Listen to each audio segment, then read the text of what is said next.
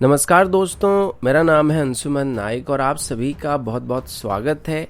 Indian defence news के defence talk series में, जहां पर हम रोज नए नए डिफेंस अपडेट्स के बारे में बात करते हैं। तो चलिए देर न करते हुए आज की वीडियो शुरू करते हैं।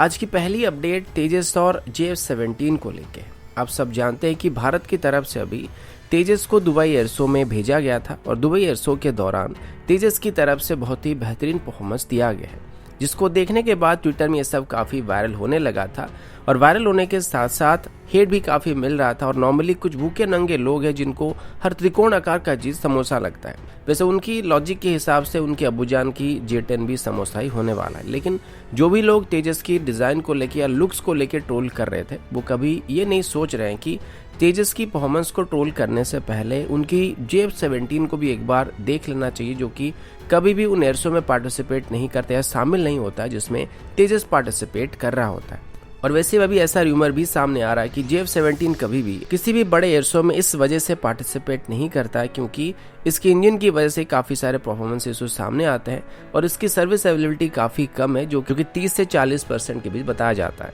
इसके अलावा JF-17 की क्रैश रेट भी इसकी एज के हिसाब से काफ़ी ज़्यादा है। जबकि तेजस की बात करें तो तेजस आज तक कभी भी क्रैश नहीं हुआ और ना ही इसमें कभी भी इंजन या टेक्निकल इशू सामने आया है। एक बार कुछ छोटे मोटे टेक्निकल इशू इसमें सामने आया था, लेकिन उसमें कोई नुकसान नहीं हुआ था और तुरंत ही उस ग्लिच को सॉल्व कर दिया गया था। लेकिन आज जिंदगी में ऐसे हेटर जो होते हैं वो कभी भी खत्म नहीं होते हैं और अगर कोई आपके बारे में बुरा भला बोल रहा होता है तो ये बात साफ हो जाता है कि आप उससे अच्छा काम कर रहे हैं जो कि वो नहीं कर सकता और इसी वजह से वो आपकी बदनामी करने की कोशिश करते रहते हैं। अगला अपडेट M777 अल्ट्रालाइट हाउर्जर को लेके। आप सबको पता है कि 2016 में भारत की तरफ से 145 M777 अल्ट्रालाइट हाउर्जर को खरीदने के लिए एक ऑर्डर को प्लेस किया गया था, जिसकी कीमत लगभग $750 मिलियन के आसपास की थी। ये गन्स इंडियन आर्मी के लिए अभी काफ़ी ज़रूरी और काफ़ी कारगर साबित होने वाले हैं, क्योंकि इनको ट्रांसपोर्ट करना काफ़ी इजी होता है और ये पहाड़ी एरिया में या अक्साई चीन जैसे एरिया में इनको डिप्लॉय करने में हमको काफ़ी आसानी होने वाला है। स्पेशली लद्दाख रीजन में होने वाली किसी भी फाइट में इंडियन आर्मी को काफ़ी सपोर्ट देने वाले हैं। इनमें से अभी भारत को लगभग 89 गन्स को डिलीवर किया जा चुका है और सबसे पहले तो VI सिस्टम की तरफ से ऐसे 25 गन को डायरेक्टली भारत को सप्लाई कर दिया गया था, लेकिन इसके बाद बाकी बचे गन्स को महिंद्रा डिफेंस के साथ कोलैबोरेशन करके भारत में बनाया जा रहा है और अभी बाकी बचे गन्स को भी जून 2022 तक इंडियन आर्मी को डिलीवर कर दिया जाएगा। ये गन्स नॉर्मली 30 किलोमीटर तक स्ट्राइक कर सकते हैं, लेकिन स्पेशल राउंड के साथ ये लगभग 40 किलोमीटर के आसपास स्ट्राइक कर सकते हैं। अब भले ही हमारे पास ATAGS या धनु जैसे गन मौजूद है जो कि सेम डिस्टेंस या उससे ज़्यादा दूरी तक भी स्ट्राइक कर पाएंगे, लेकिन ये गन ज़्यादा भारी भरकम है, जिस वजह से इनको इमरजेंसी में एयरलिफ्ट कर पाना पॉसिबल नहीं है। और इसी वजह से अभी चाइना के साथ बढ़ रही तनाव की वजह से एडिशनल M777 गन को लाइन ऑफ एक्चुअल कंट्रोल में डिप्लॉय करने की बात की गई है और अभी में भी इसकी कुछ फॉलो ऑन ऑर्डर को भी प्लेस किया जा सकता है। अब हालांकि अभी तक इसके बारे में कंफर्म रिपोर्ट नहीं आया, लेकिन आर्मी यहाँ पर कुछ और गन्स को इंडेक्ट करना चाहती है और जब से चाइना के साथ फेस ऑफ हुआ है तब से आर्मी की रिक्वायरमेंट में काफ़ी फर्क आता हुआ नजर आ रहा है।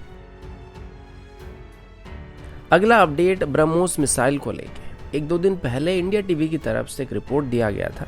जिसमें गवर्नमेंट की तरफ से सुप्रीम कोर्ट से बॉर्डर एरिया में वाइडर रोड्स को बनाने के लिए इजाज़त देने की रिक्वेस्ट किया जा रहा था, क्योंकि कुछ जियोपॉलिटिकल और क्लाइमेट इशू की वजह से वहां पर ज़्यादा बड़े रोड्स को और वाइडर रोड्स को बनाने के लिए इजाज़त नहीं मिल रहा था। और इसी बीच गवर्नमेंट की तरफ से बताया गया था कि अगर बॉर्डर में रोड्स को अभी ज़्यादा चौड़ा नहीं किया जाता है तो फ्यूचर में किसी भी फुल स्केल की लड़ाई में हमको काफ़ी मुश्किल का सामना करना पड़ सकता है, क्योंकि किसी भी इमरजेंसी सिचुएशन में हमें हमारे स्ट्रेटेजिक एसेट्स या मिसाइल्स को बॉर्डर में ले जाने के लिए काफ़ी दिक्कत होने वाला है और स्पेशली ब्रह्मोस जैसे मिसाइल को लाइन ऑफ एक्चुअल कंट्रोल के करीब ले जाने के लिए हमको काफ़ी दिक्कत हो सकता है। अब इस बात को लेके चाइना की तरफ से भी काफ़ी शार्प रिस्पॉन्स दिया गया था, जिसमें आप चाइना के मन में छुपे हुए डर को एक तरीके से महसूस कर सकते हैं, क्योंकि अगर Bharat line of actual control में ब्रह्मोस जैसे मिसाइल को डिप्लॉय करता है तो ये चाइना की हर एक टारगेट को डिस्ट्रॉय कर सकता है। और इसी बात को लेके चाइना की तरफ से भी बताया जा रहा है कि अभी अगर भारत की तरफ से लाइन ऑफ एक्चुअल कंट्रोल में ब्रह्मोस मिसाइल को डिप्लॉय किया जाता है तो ये भारत और चाइना के बीच चल रही तनाव को और ज़्यादा बढ़ाने की काम करने वाला है। मतलब चाइना कुछ भी डिप्लॉय करे या अपनी रॉकेट फोर्स को डिप्लॉय करे तो कोई बात नहीं, लेकिन अगर भारत इसमें अपनी ब्रह्मोस मिसाइल को डिप्लॉय कर देता है तो ये तनाव को बढ़ा सकता है। दूसरे तरफ चाइना की तरफ से ये भी कहा जा रहा है कि भले ही भारत की तरफ से ब्रह्मोस मिसाइल को लाइन ऑफ एक्चुअल कंट्रोल में डिप्लॉय किया जाता है, लेकिन इससे भारत को कोई एडवांटेजेस नहीं मिलने वाला है और ब्रह्मोस मिसाइल चाइना के लिए की बहुत बड़ी थ्रेट को क्रिएट नहीं करने वाला है। और ब्रह्मोस मिसाइल को चाइना की तरफ से एक थ्योरेटिकल वेपन भी कहा जा रहा है। पर एक बात यहाँ पर नोट करने वाली है कि भारत की तरफ से ये बताने से कि भारत की तरफ से लाइन ऑफ एक्चुअल कंट्रोल में ब्रह्मोस मिसाइल को डिप्लॉय करने की कोशिश किया जाएगा, इससे ही चाइना की फट गई है। तो सोचो, थ्योरी में अगर इतना फटेगा तो असल में जब इसको डिप्लॉय किया जाएगा तो कितना फटने वाला है। अगला अपडेट लाइट कॉम्बैट हेलीकॉप्टर को लेके।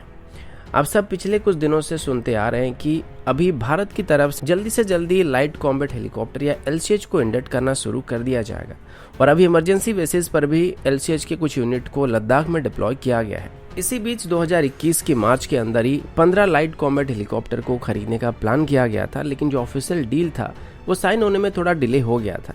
लेकिन फिर भी यहाँ पर HAL की तरफ से अपने तरफ से इन हेलीकॉप्टर्स को पहले से ही बनाना शुरू कर दिया गया था। अभी ये जो 15 हेलीकॉप्टर खरीदे जाने वाले हैं उनमें से पहले 10 को इंडियन एयरफोर्स ऑपरेट करने वाली और बाकी 5 इंडियन आर्मी ऑपरेट करने वाली है।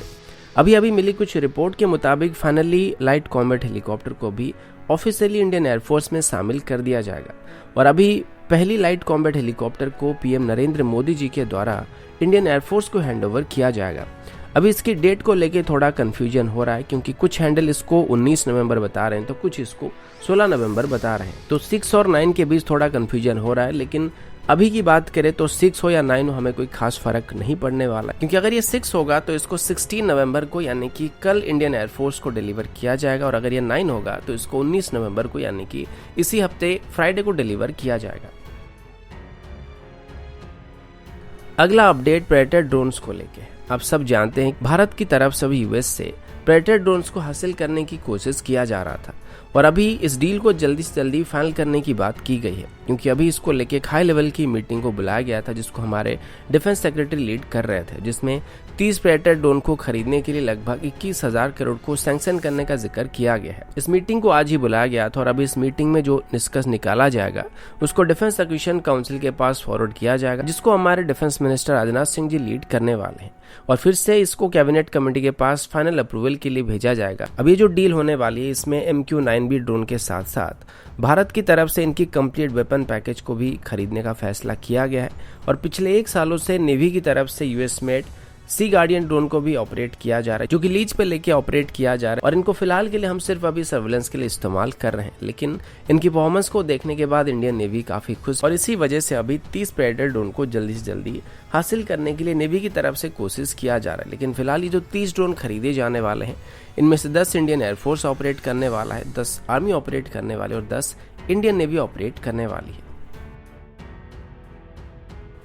अगला अपडेट S-400 सिस्टम को लेके। जैसे कि आप सब जानते हैं कि कल रशिया की तरफ से ऑफिशियली ये बात बता दिया गया था कि भारत को S-400 सिस्टम को ऑफिशियली डिलीवर करना शुरू कर दिया गया। हालांकि अभी तक ये क्लियर नहीं हुआ था कि रशिया की तरफ से कब से इन सिस्टम को भारत को डिलीवर करना शुरू किया गया था और कितने सिस्टम यहाँ पे डिलीवर किए जा चुके हैं। पर आज इसको लेकर टाइम्स नाउ की तरफ से बताया जा रहा है कि भारत को रशिया की तरफ से पहली S-400 रेजिमेंट को रशियन प्रेसिडेंट व्लादिमीर पुतिन के भारत गस्त से पहले डिलीवर कर दिया जाएगा और अगले साल की शुरुआत में यानी कि जनवरी और फरवरी के बीच ही भारत अपनी पहली S-400 सिस्टम को ऑफिशियली डिप्लॉय करने वाला, यानी कि इनको ऑपरेशनल कर दिया जाएगा। अब इसको लेके भी मैंने कुछ ट्विटर पोस्ट को देखा था जहां पर कुछ पाकिस्तानी एक्सपर्ट्स की तरफ से इंडियन S-400 सिस्टम की डील को डिकोड किया जा रहा था और वो लोग ये बता रहे थे या एक तरीके से अपने जनता को बेवकूफ़ बना रहे थे, जो कि वो पहले से ही है, कि भारत की तरफ से अभी जिन S-400 सिस्टम को एक्वायर किया गया है इनकी रेंज 250 किलोमीटर तक ही सीमित होने वाला है,